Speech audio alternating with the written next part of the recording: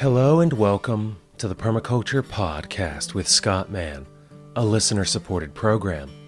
This is episode 1553, Make Mead Like a Viking with Jereme Zimmerman.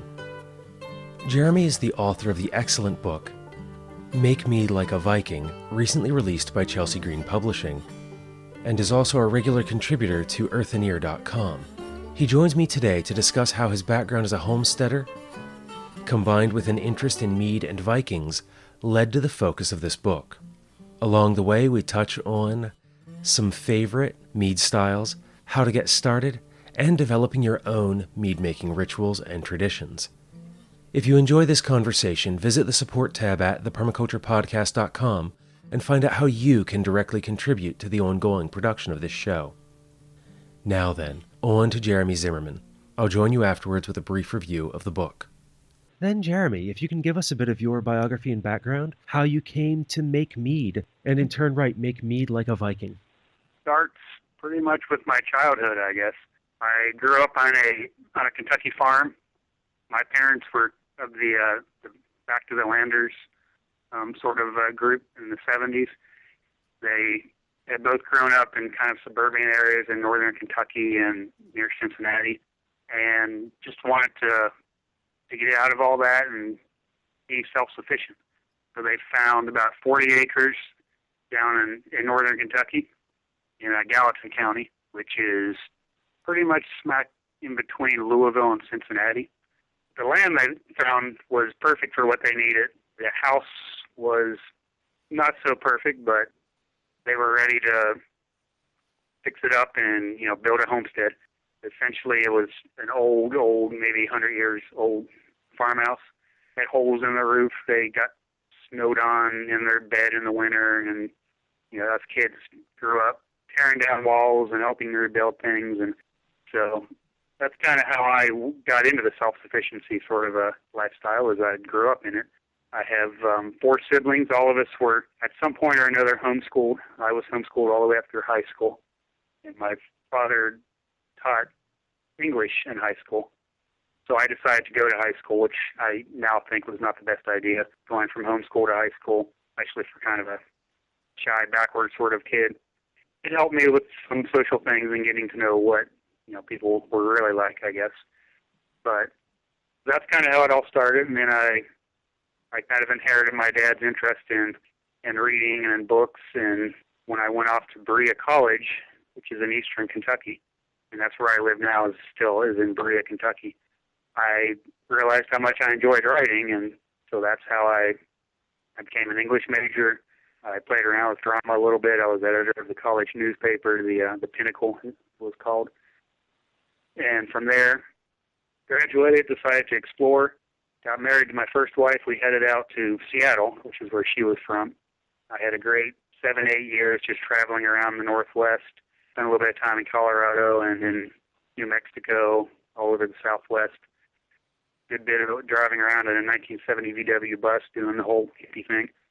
And during that period, I was in a craft beer mecca, essentially. So really got into beer, got into brewing, and brewed quite a bit of beer for a while. I had an idea of what mead was, but I initially didn't really pursue that. But over time, I started discovering commercial meads and trying them and enjoying them. And when I moved back to Kentucky, my good friend Dave Brown, who I grew up with, and my brother Zach Zimmerman and my friend Steve Cole, I call them the trio of Vikings.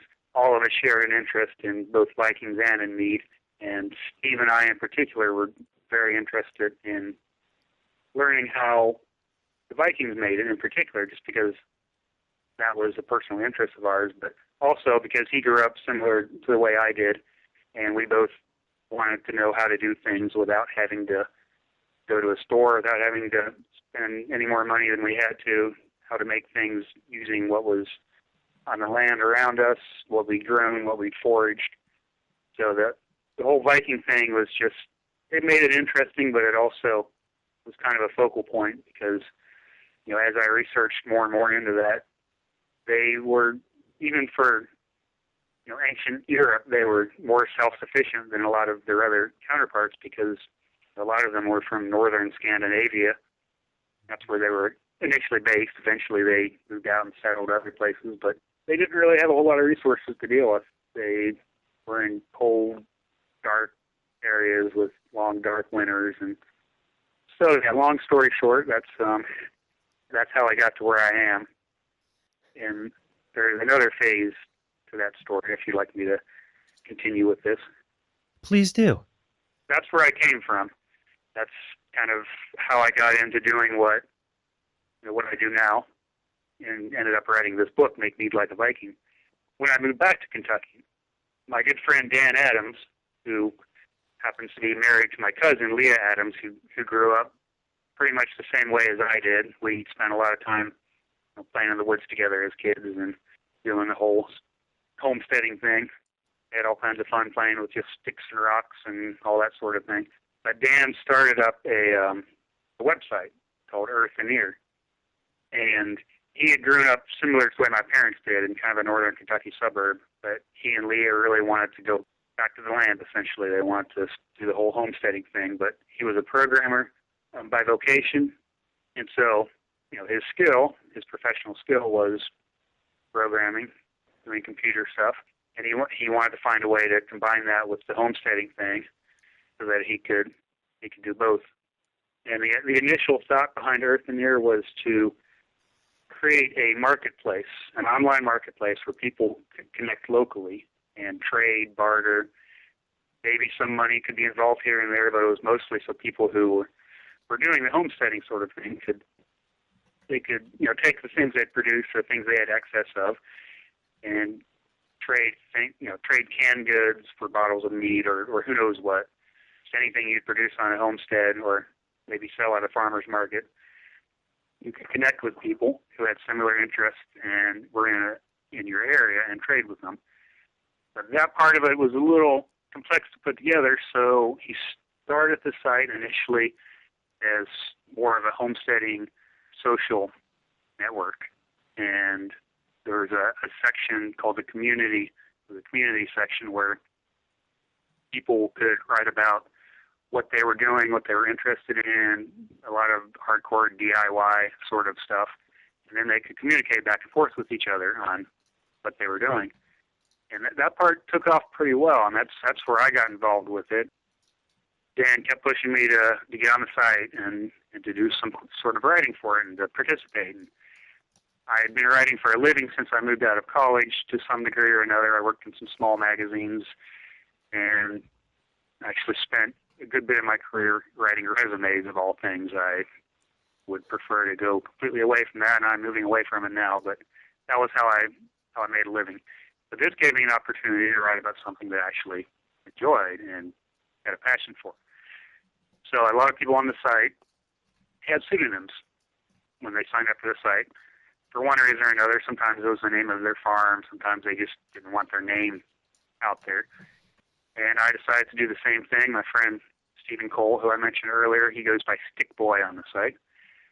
And he had joked with me at some point and said I look kind of like a Yeti. I've got long reddish hair. At the moment, I have a big bushy beard. I haven't always had that, but so I decided to go with Red-Headed Yeti, and that's really how the whole mead thing started. This persona I developed for myself, which was really just a part of me that wanted to come out, I guess. And so I became known on the site as the Yeti, and there were a lot of other people that I went back and forth with on there, and we all just had a lot of fun. And Dan had heard of my interest in the Vikings and mead thing and kept pushing me to start experimenting with that and to write about it. And so that's really how the whole thing started. Like I said, I'd already been brewing, I'd already played around with mead some, but this goal of making mead like a Viking, I wanted to do it as literally as possible. I wanted to make it, and beer. I've also progressed into making beer in similar manners, but I wanted to make it how they would have made it back then, with no homebrew stores, with no chemicals, using all natural, local ingredients. Or, like I say, you can occasionally go and raid for ingredients, just try to make sure they're organic, but try to stick with local. And those, at the time we called them blogs. they really were more like articles. So I should call them articles now. For a while, we jokingly called them blarticles because we couldn't quite tell if they were blogs or articles. But they were getting a lot of hits, and I don't know if it was, Dan claims it's because people enjoyed reading what I wrote, my personality. I suppose that may be true, but also mead and Vikings are apparently two really big keywords right now. So they were getting a lot of hits, and clearly I was onto something. And I got connected with New Pioneer magazine, started writing about mead for them. I've written for Backwoods Home magazine now about mead and other things. And so to kind of wrap it all up, what led to the book, again, I have to credit Dan Adams for continuing to push me. I probably would still be sitting around writing boring technical business stuff. But he pushed me to start doing presentations. So I started out with the Whippoorwill Festival, which is a skill-sharing festival, which used to be based where I live in Berea, Kentucky, but I believe they're going to be moving it somewhere else in Kentucky next year. But I took my first faltering steps there and did some presentations and learned a few things. And then Dan connected me with the Mother Earth News Fair, and I presented at one in Asheville, North Carolina. And he had already also connected me a bit with Chelsea Green Publishing. Yeah. So they knew who I was, and I had a bit of a connection there. They're one of their editors who ended up editing my book. He attended. But Chelsea Green are really, I liked what they had to say. I liked their books. Everybody who I met and I talked to were just very genuine people, and it seemed right. So they're the publisher I ended up going with. But at the presentation at Mother Earth News Fair, I just kind of decided to go all out and do the whole Getty thing, and I just got up and I was myself. I tried to be informative. People seemed to enjoy it. It didn't hurt that one of the questions at the end of the presentation from a participant was, "Do you have a book?" And having a question like that and a couple publisher reps kind of standing around, that's essentially what led to the book. And moving into that, you already had not only a long writing career professionally with that background in English, but also a number of years writing about mead and mead making. It was kind of a natural fit to progress towards creating this book and combine your various interests into something accessible for others who want to get involved. Yeah, I mean, I'd always been looking to find some kind of a niche I could write about that, something I actually sort of enjoyed, and I'd been toiling away writing other stuff just to kind of get the mechanics of it down, to get accustomed to the publishing industry and that sort of thing. And so I never realized that mead or even homesteading would be the thing that I would end up writing about. I guess, they say write what you know. And Earthen Ear and the other magazines I started writing for made me realize what I knew. I guess the way that I grew up, to me, it's just how you live. But there are a lot of people now. I don't know. I'd say, especially in the last 10 years or so, I've really noticed it. A lot of other people want to go back to living this way and want to learn a lot. And I don't feel like I know a ton, but I think what it comes down to is I know a little about a lot. And I don't know a lot about a little, but I guess I know a lot about more than I realize. And so that's what happened. There was an audience out there just waiting for this sort of thing. I could sit and talk with you for hours and hours about this because it's something that I love and have done a lot of myself. But the mead making side of things is one that I've only began to experiment with. Early on in the beginning of my life with all of this, before I ever started homebrewing or doing anything like that, I happened to have a friend who ran a restaurant that had the largest exotic beer list on the East Coast. But that exotic beer list wasn't like a lot of restaurants at the time that were counting microbrews and other things like that in order to kind of pad their beer list.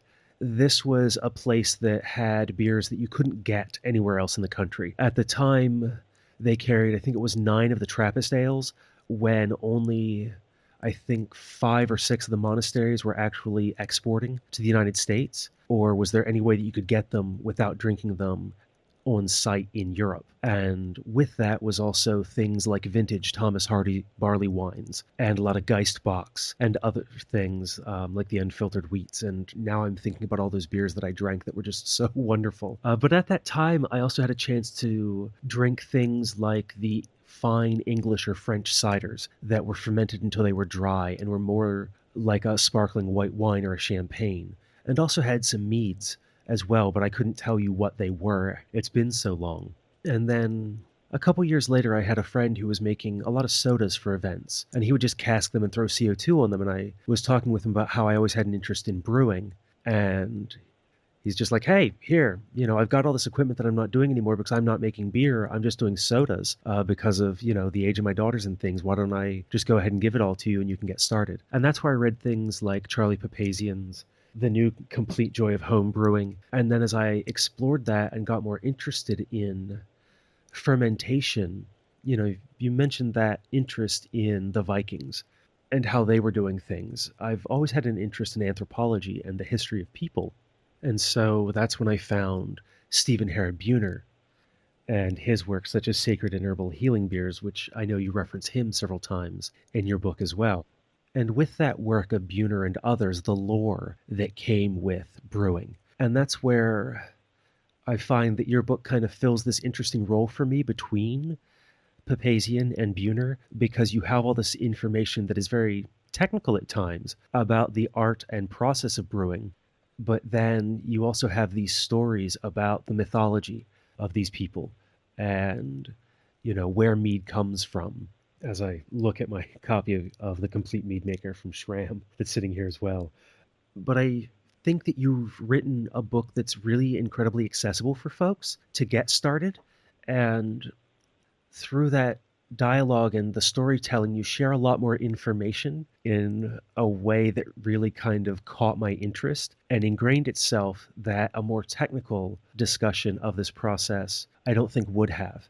And I'm just wondering how you came to decide on writing the book this way, because the first, what is it, like 3/5 are nothing but stories, your own and the cultural stories of the Vikings. And then you have a little bit on brewing, a couple of short sections on recipes. But even then, you're telling the stories of the people who these recipes come from and how you came to make them. And it just makes for a fascinating and enjoyable read. That's kind of what I was shooting for, to find some way to make it actually engaging and enjoyable. And I tried to enjoy writing it as much as I could. There are certainly a lot of parts to writing a book that really aren't all that enjoyable, but in general, I want to get across that, hey, you need to know some of this basic technical stuff. There's more complicated technical stuff you can learn if you want, but in the end, you're doing this because you want to have fun. You want to make something that tastes good in the end, and you want to enjoy it, but there's nothing wrong with enjoying the process as well. And to be honest, as much as I, worked with the technical parts to make them as accurate as possible, my big interest was the stories and the mythology and all that sort of thing. I'm very into anthropology, into history, into literature. I like to think of myself as a writer first and a brewer second. I'm a writer who happens to have written a book about brewing. So really, when I first started on the book, I put together a basic outline. Chelsea Gray and I went through it a little bit. We agreed that was basically what it was going to be. It ended up being a bit different than the actual outline, but most books do. And just to wrap my head around it, I really started out hardcore, just focusing. I wanted to get the Viking part right. And the history and anthropology. I wanted that. I already knew how to brew. I knew I was going to have to sit down and go into the technical stuff. But I spent the first couple months probably going through some of the books I already had and going and finding more books. I've found some obscure books through interlibrary loan and that sort of thing. And there's a section near the end, how to drink mead like a Viking, Viking games and drinking rituals and all that sort of thing. And that's really where the book started. I had to get into the mindset of how the Vikings made and enjoyed their mead before I got into the technical details of where I knew how to do it. So really, in the end, it was fluid. Like I said, that I think maybe last chapter of the book was the first one I started on, and I just kind of worked backwards from there. And once, as I was doing all this, I was experimenting and making more meads and trying different recipes. So that's kind of how it came about. I've enjoyed Kenneth Schramm's book has some great info. I learned a lot from him. Papazian and Randy Mosher, those are all big influences of mine. And I just wanted to do my own thing, though. I wanted to make something that was enjoyable and bring out some of the stories I had. And I felt like there was an audience for that, people who were interested in the self-sufficiency thing, who either had a homesteading background or wanted to go into that. And, who doesn't like Vikings? It's a fun subject. They have a rich mythology, a rich history. Even I was surprised at how much of it was pertaining to Mead. So I felt like that really had to come out. And that's why I started the section with just a basic primer on Viking mythology, but also, or really Norse is a better word. That's a whole other subject, what the word Viking actually means. But the Norse, the ancient Norse, the Scandinavians, that sort of thing. So I felt like I should get people into the mindset, like I mentioned, I think in the preface, get yourself into the mindset of brewing like a Viking. And then, from there, we go into the actual technical details, and I did my best to try to make those accessible, but also, enjoyable. Hopefully I succeeded. I certainly think that you did, because as a work of nonfiction, it was fun, it was engaging. Your constant reminders to be a Viking or act like a Viking was a lot of times you would make that kind of a statement in the middle of a section, and it would really kind of break the tone and tenor in a good way and return the writing to kind of a lighthearted place. One of my favorite is, be frugal like a Viking, reuse, recycle, and plunder. It just, it was really good. And yes, yes, and always ask permission. And just, those couple of words it was fun. And your passion comes through in what you're doing. And for me, the other side of it that made this book great is, I was a home brewer for many years. I brewed all the beer for my wedding, did, I think, 3 different styles for that, many cases in preparation for that. I'd always been told that the one beer semi-class was only brewed between Christmas and New Year's. So I had started that tradition. But then the last beer that I ever brewed was a Russian Imperial Stout. And it finished somewhere upwards of 15% alcohol. And I'd gotten to drink 2 bottles of it when it was still really rough, letting something age in the bottle and mellow until it is a delight to drink. Well, before I ever got the delight to drink it, I was diagnosed with celiac disease. So stopped brewing beer because I couldn't drink it anymore. And so that last 2 cases of Imperial Stout I never got to enjoy, but my friends talked about how much they liked it. And it was, I felt like my brewing skills were finally becoming good enough. I didn't have as many failures or other things. And then that happened, and I kind of stepped away from it. I didn't know how to proceed, and a friend said, hey, can I have your brewing equipment? So I passed that along. Then I was doing some wine making and now do a lot of small batch. But reading through your book, it's put me in a place where I really want to get back into working with grains again, to make a braggot using some of the gluten-free grains that are available now, like millet, but also knowing that molasses and sorghum are something that can be worked with. But thinking about whole grains, your 3 pages on whole grain brewing was probably the most easy to understand information that I've ever encountered on whole grain brewing. From all the books I've read, from all the articles, from the workshops I've attended, from my friends who are brewers who I encountered, a lot of the conversation was all about equipment and, if you're going to do it right, you need a kettle with a false bottom and all these other things. And everything I had done had just been in a sack, but I never felt really comfortable with it. And then reading what you shared, well, that's exactly how I had done it. And it kind of demystified that process and opens up a whole new realm of fermentation as a result. Well, I appreciate that. Honestly, I did extract for quite a while, and eventually I realized that the syrup thing there wasn't quite as much, you just couldn't customize things quite as much working from a kit. You could a little bit. But I have 2 kids and, a wife and a house, and we don't exactly have tons of money, so I was looking for any way I could to save some money and that sort of thing.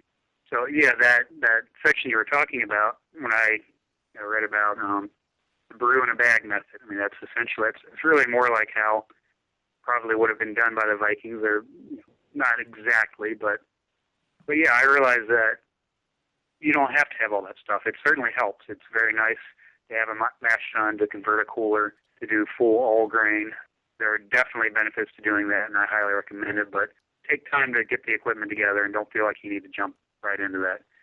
And one of the nice things about doing braggots is you don't have to really work to get that perfect gravity, which is the amount of sugars that will turn into alcohol, essentially. And with a brew in a bag, you can do the best you can, get as much of the grains turned into sugar as you're able. And if you don't quite have the amount of sugar you're looking for, dump in a bunch of honey and you'll have plenty.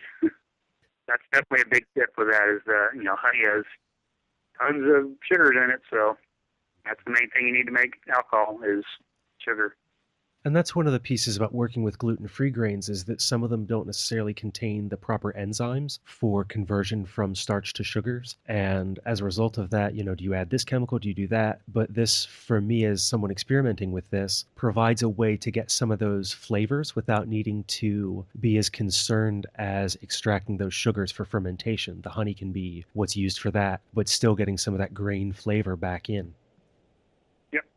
If anybody has had a braggot, it's not something you see a lot of. I find them occasionally in like specialty food stores, but honestly, some of the ones I've had that I bought haven't been all that great. I'm sure there's some really good ones out there, some brewers are doing, but it's some amazing stuff. The basic just the extract recipe for braggot I have in there. It's based somewhat on Ken Schramm's braggot, but I kind of made some slight adjustments of my own, and I've read a lot of other different recipes. It's some amazing stuff. That was one where people tried it and they were like, "Yeah, you know what you're doing. This is good." And beer lovers and people who didn't like beer loved it. People who didn't like mead generally loved it. So it's definitely a good one to serve to all different kinds of people, or to hoard for yourself. I'm fine with that too. Well, and the other piece of it too is that not having access to beer the way that I used to, and many of the gluten-free beers, frankly, are just awful. I miss that taste of hops, a bit of that oiliness and the bitterness that comes from that, and have been investigating doing hopped ciders. And now the idea of doing a hopped mead or a braggot is just, makes me salivate a little, just the thought of, putting something together this winter and then next spring being able to open up a bottle and enjoy those tastes again in a way that I'm able to decide what the flavors are and get exactly what I want out of it. Yep. I think that's something you should definitely do. And I should mention that, you mentioned the no gluten thing, and that is a big thing I get questions about in workshops and that sort of thing, and that is definitely good to emphasize is, people can't do gluten or they have maybe other health issues. I mean, one of the big things I pushed with making mead kind of the wild way is it's really a very healthy sort of a drink if you do it right. It's a great gluten-free option, but also if you're using raw local honey and you're taking herbs and spices and things that already have health benefits, putting all that together, yes, you're making booze out of it. Yes, it's not the best idea to drink too much of it at a time.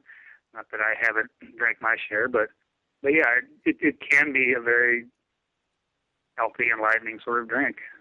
And that's where we can decide, how much alcohol do we want to ferment into something by adjusting those sugars in our water to honey ratio and things like that in order to make something that is still enjoyable, but could be, more like a soft drink, like a soda. Yeah. And that's another thing I certainly try to push is, number one, make 1 gallon batches. If you get into it and you find a recipe you really like, do 5 gallons or more, but just a 1 gallon batch, all you really need is a quart of honey or a little more, and drink it when it's good. You don't even have to bottle it. If it's been fermenting for a week or two, kind of like a tej, the Ethiopian mead that I mentioned in the book, it's meant to be drinking on. I mean, it can be anywhere from 3 to 5% alcohol, or you can age it, bottle it, let it go to like 12 to 18%. But I drink meads at all different stages.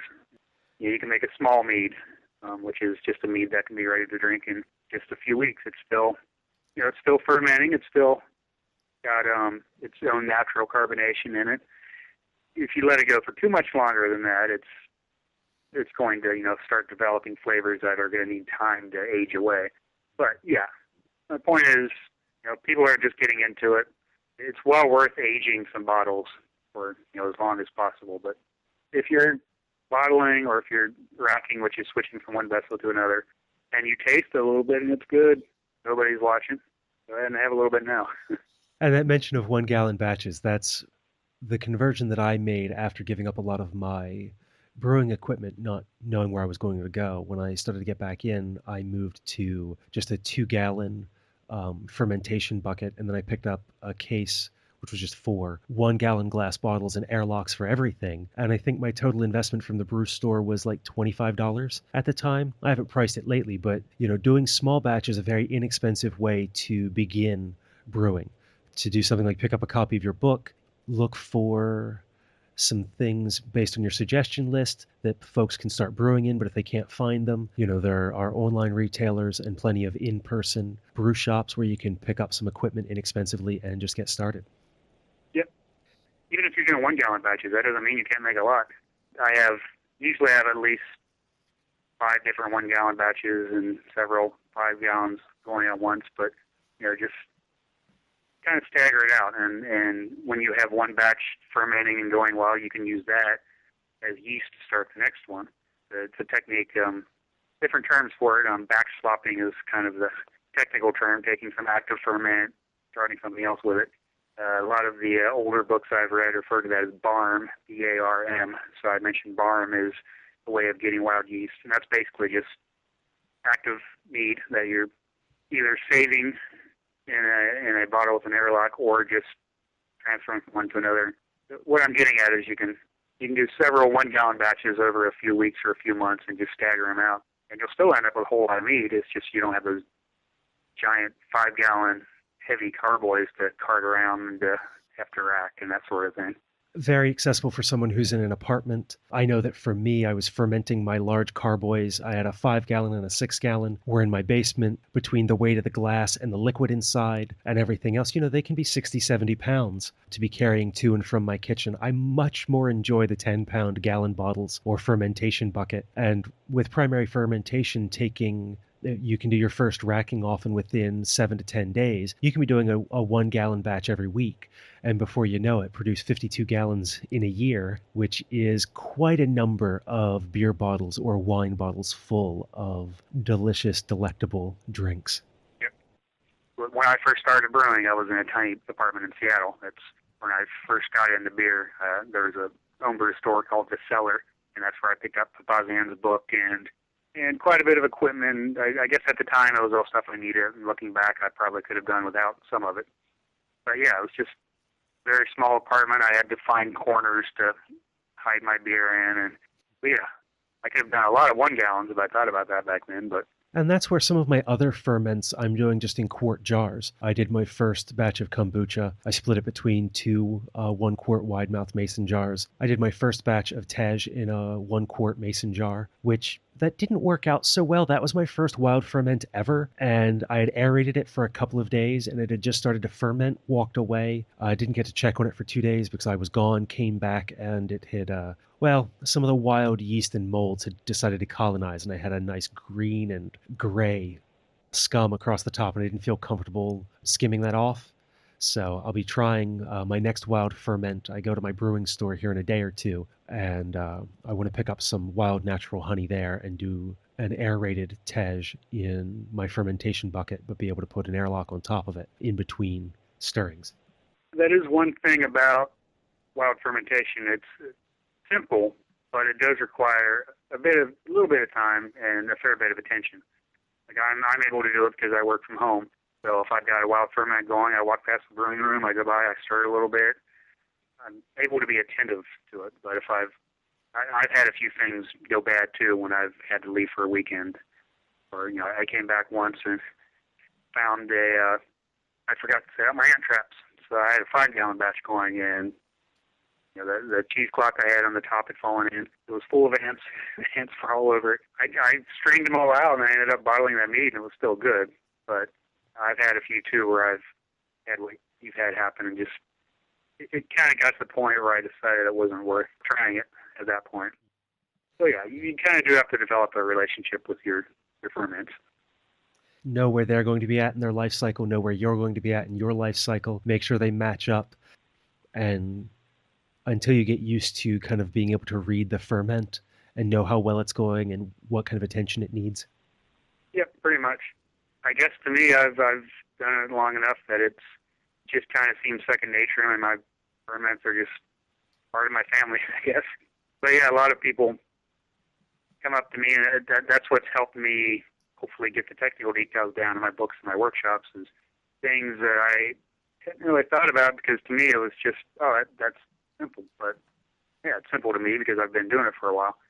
But, people come up and have had all these difficulties with their wild ferments, or sometimes it's just they're unsure of things. They're not quite sure if it should look like this, if it should smell like this. And most times, I hear what they're saying, and it sounds like you're doing everything fine. Just pay attention to it. Just give them some tips and that sort of thing. But yeah, it does take some time to just develop your own mead personality, I guess, is one of the things I like to say in the book. You just kind of have to do it for a bit, and like anything, you do it long enough, it becomes ingrained in you, and mistakes still happen. You still forget about things. You have to leave for a weekend or longer, and it happens with anything you're making on a homesteading sort of a situation.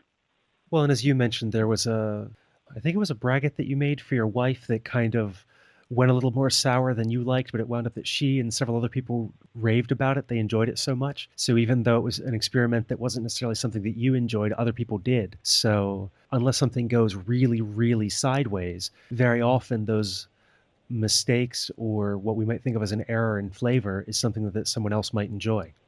I always like to say, share your mistakes with your friends. You never know what will happen. Yeah, like with the braggot one, that I had intentionally done some things, kind of brew more of a traditional, because a lot of traditional beers had that kind of sweet and sour mix. Sometimes it was because they blended sweets and sours together, and this one might have been more tart than sour. My wife claims it was more of a tart flavor. To me, tart and sour are fairly similar, but yeah, I did intentionally do that because I knew she liked that flavor. But I have had a few other meads that have kind of got a little more tart or sour than I like, but I don't concern myself too much with trying to fix them, because I know I'll find somebody who will like them. Another example to take to a workshop and share with someone? Yeah, I mean, there have been times I've taken meads to workshops that I thought were okay. They weren't quite to my taste, and people tried them and seemed to genuinely like them, and friends of mine tried them and really liked them. Everybody has their own taste. I will fully admit there are a lot of meads that I made and that I've tried commercially or that other people have made that really aren't to my taste, but I like some flavors and I don't like others. But that doesn't stop me from trying to make all different kinds of flavors, because I know they'll find a home some way or the other. So out of everything that you've made, what is your favorite style of mead? Favorite style? Well, one thing I will say, and I mentioned in the book too, I don't really do brewing competitions or anything. I might someday. One thing I emphasize is I don't necessarily brew to style. There's a lot of ancient meads.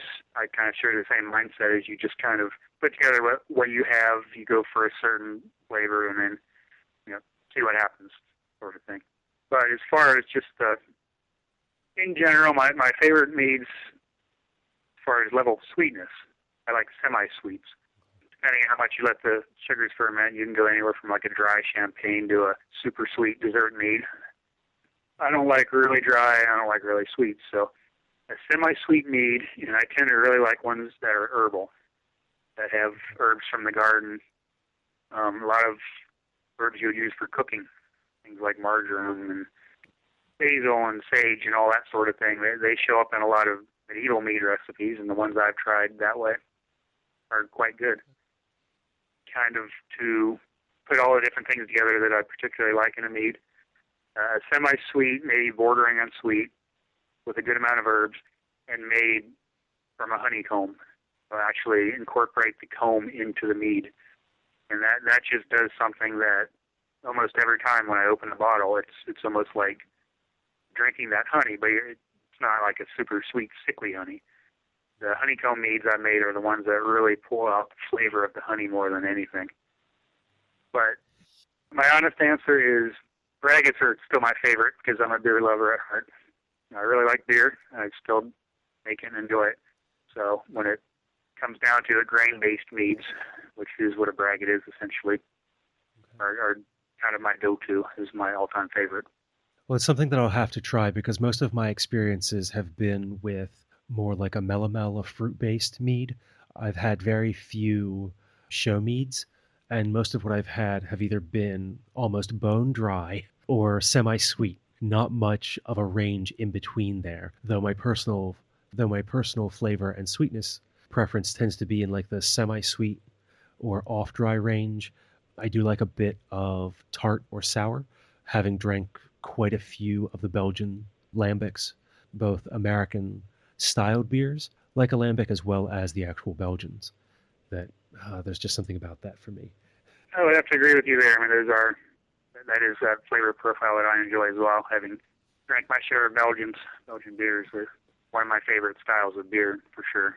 Anything Belgian. With everywhere that we've gone today, talking about your background with brewing, writing the book, making mead, writing in general, is there anything that we've missed that you'd like to make sure that the listeners know about regarding your work, making mead?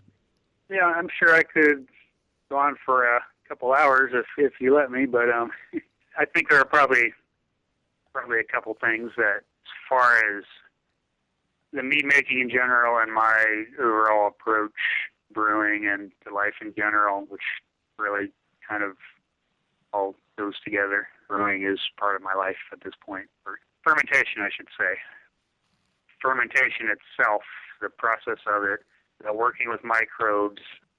I try to use the word fermentation as opposed to brewing. I mean, brewing, I guess, really is just beer. That's what people generally think of when they hear brewing. I make kombucha, I make kefir, some people pronounce it kefir, milk-based ferment. And I do all different kinds of ferments. I mean, mead making is just part of what I do. It's a natural part of the whole fermentation lifestyle. So yeah, I've written a book about mead. I clearly enjoy it. I know a little bit about it, but at my heart, I'm a homesteader, for lack of a better word. I currently am more of an urban homesteader because I still live in town in Berea, but I visit my family's farm a lot and help them. My mom raises goats. I occasionally butcher them and try to be outdoors as much as I can. But to go back to the mead thing, I think a couple things I really want to emphasize, that I try to emphasize in the book, is have fun with it. Don't overthink things. You will have mistakes. But, I try to let people know that just get into it. Just start doing it. Start with small batches. Learn what your own mead personality is, essentially. Everybody has their own level of commitment, their own time. I've found in a lot of home brewing forums and some interactions I've had with home brewers that there can be a bit of snobbery, and I am the anti-snob. I mean, I grew up being picked on as a kid, maybe part of it, but also I just grew up, as a very independent sort of a person, homeschooled and that sort of thing. Just make it how you make it, enjoy it how you enjoy it. Don't get worked up about somebody who says you can't do it that way, or you have to use tons of chemicals and that sort of thing. And that's another area I want to kind of touch on, is the use of sanitizers and the sorbate tannins and acids and all those sorts of things. I am by no means necessarily against all of that. I have made my batches of beer in the past that I maybe wasn't as clean as I should have been, or didn't sanitize thoroughly, and I don't know if that was the reason they turned out bad. There may have been other reasons. So, be clean. You try to use natural cleaners. One Step is a good one. It's essentially just an oxidizer. It's similar to hydrogen peroxide. You can use that too. But, I don't want to make it sound like in my book that I'm putting down essentially my heroes like Charlie Papazian and Randy Mosher and Kenneth Schramm, and they all push for heavy use of sanitizers in their books, and I'm sure they have good reasons for it. But my intent in writing a book called Make Mead Like a Viking was they did not have any of that stuff. So I wanted to be authentic in how I approached that. And as I began to experiment with that, and I found that for the most part, it really isn't necessary. I've made plenty of good meads with just being clean, cleaning off. A lot of times I'll just soap and water and let it, rinse it out, let it dry, and that's it. Sometimes I use One Step, but not always. Don't feel like, if somebody's telling you who's more conventional when it comes to brewing, that you can't do it this way. Do it how you want. Practice in small batches. If it doesn't work for you, don't worry about it. I've heard that mead was likely the first cultivated, if you will, food that humanity had, that it was sought out long before we had history, and we found ways to create fermented beverages and foods long before we had the chemistry or the biological sciences to explain to us what was going on. That's really the bulk of the human history of creating these foods and drinks are without that information. So, yeah, we can do this. We have as a species for ages. So, yeah, don't worry about that kind of snobbery or being told what does and doesn't work. Yeah, exactly. And one thing that really, you pretty much, got it right there, is that, all this stuff about how we brew today, we had a long period in America when nobody could brew anything legally, and once Prohibition went away and we got to the point where people could actually get away with brewing at home, that's when really all this, at that time, we knew more about the chemistry, we knew about sanitization and that sort of thing. But that's a tiny, tiny part of human history. It really hasn't been more than 100 years or so that people were still pretty much brewing like the Vikings would have. They call it farmstead brewing if you want. You brew with what you have. You listen to the traditions of your ancestors and how they brewed. And you mentioned honey or mead being one of the earliest ferments, or very likely the earliest ferment, because it's so easy to get it to ferment. Somebody was, probably a caveman was out with a pouch. He found some honey and he put some honey in the pouch, mix some, however they did it. It's happened, I think, in nearly every culture. There are many mead-making traditions outside of the Vikings. But yeah, it's such a simple ferment. To make beer, you have to find a way to get the sugars out of the grains. There's a bit of a process to making wine.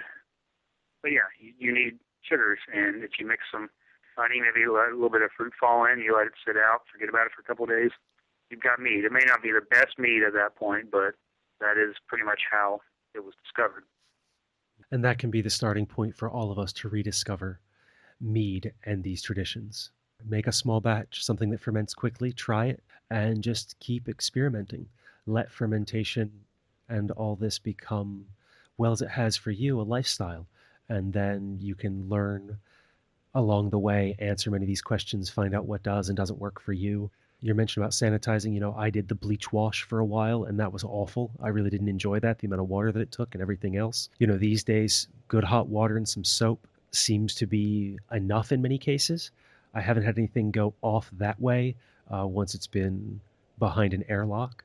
So yeah, play, experiment. It's not an expensive hobby once you get started, and it's something that, provides a lifetime of learning and experience. I'll go ahead and throw in one thought, too, kind of tying into what we were just discussing is, going back to the history and the mythology of it and all that, and ways of incorporating the way the ancients brewed into how you do it is that for a long time, nobody knew that yeast was its own substance. It was a sort of a magic, mystic to them. And they would have shamans and people who were, the mystics of whatever group they were part of, who were often the ones who brewed. So traditionally there's a very almost religious aspect to brewing, or just to fermentation in general. And they would incorporate dances and songs and all that sort of thing to try and bring out the brew gods, essentially. And find your own way of doing that, of relating to your mead, whether it be going out into your garden with a jar of honey and water and, picking a few things out that, have some wild yeast on them or some tannins. And I don't personally do this, but I talk to mead makers who will go out and do that, maybe even on a full moon or something, and sing to the mead, or, they sing to their plants anyway, and that sort of thing. And me personally, I really don't think my mead wants to hear me sing to it, but I really enjoy folk music and some kind of heavier type of rock and metal with folk incorporated. It's stuff that I enjoy and that I'm passionate about, so I try to have that stuff going while I'm working with my meads, and it's just sort of my ritual. I guess what I'm getting to with all this is develop a ritual, whether it be just you making mead by yourself or getting together with other people and drinking and making mead, doing something you enjoy. If there's a good environment while you're making your mead, then who knows, maybe it makes for better mead. Thank you, Jereme, for everything that we've covered today. I really appreciate that you would join me on the air and add your voice to the conversation of fermentation. Glad to talk to you. It's been enjoyable. And that was Jereme Zimmerman. You will find more about him and his work at jereme-zimmerman.com, as well as at earthenear.com. His book, Make Mead Like a Viking, is available through Chelsea Green Publishing and retails for $24.95. You can pick up a copy directly from Jereme or Chelsea Green, or order your own through your favorite independent bookseller today. Links to all those resources and more in the show notes. As I get into during the interview, I like Jereme's book a lot. On the bookshelf behind me are over a dozen books on fermentation and alcohol, including some by the authors mentioned in our conversation today, and Make Mead Like a Viking fits well among them. Lighthearted and an easy read, it blends ancient myth with modern techniques while keeping things wild and still providing all the information you need to get started and to try some meads and different things that you may not have had before or found elsewhere. If you're someone new to the world of making mead, or you have an interest in homebrewing in general, start with this book. It is as unintimidating and welcoming as a book on fermentation can come. If you're someone who's been doing this for a while and have read many of the classics on mead, wine, beer, or spirits, I find that on a scale from Charlie Papazian's The New Complete Joy of Homebrewing and Stephen Herod Buhner's Sacred and Herbal Healing Beers, Jereme Zimmerman's Make Mead Like a Viking rests comfortably in the middle between those two. It's just a fabulous book, and whether you're a homesteader, permaculture practitioner, reenactor, or just an enthusiast, it's worth adding to your library. From here, next Monday, December 14th, is a short episode with Ethan Hughes discussing What About Christmas? And how we can transform our holiday into one of new traditions. After that, on Thursday, December 17th, is the last new interview of the year, when Taj Shakluna, the Permapixie, joins me to have a conversation about, the general state of permaculture. Until the next time, spend each day creating the world you want to live in by taking care of Earth, yourself, and each other.